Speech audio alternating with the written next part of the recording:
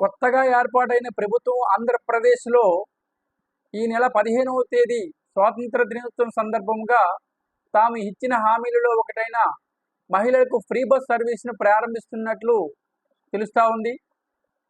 ఇదే కనుక జరిగినట్లయితే మా జీవితాలు నాశనం అయిపోతాయని విశాఖపట్నంలో ఆటో డ్రైవర్లు రోడ్లెక్కినట్లు మనకు అందుతున్న సమాచారం. వాళ్ళు ర్యాలీలు తీస్తూ వాళ్ళు మీడియాతో మాట్లాడి ఏం చెప్తున్నారు అంటే, మీరు కనుక బస్సులు ఫ్రీగా ఇచ్చినట్లయితే, ఫ్రీ సర్వీస్ కనుక ఇచ్చినట్లయితే మా ఆటోలకు సర్వీసులు లేక మేము కుటుంబాలతో పస్తులు ఉండాల్సి వస్తుంది.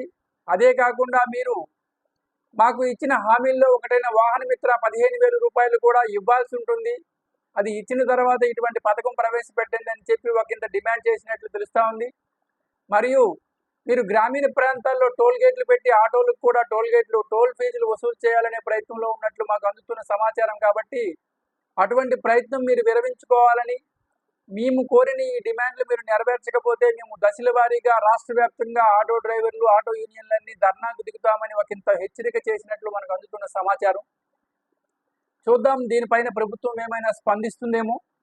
లైక్ చేయండి, షేర్ చేయండి, సబ్స్క్రైబ్ చేసుకోండి. Thank you.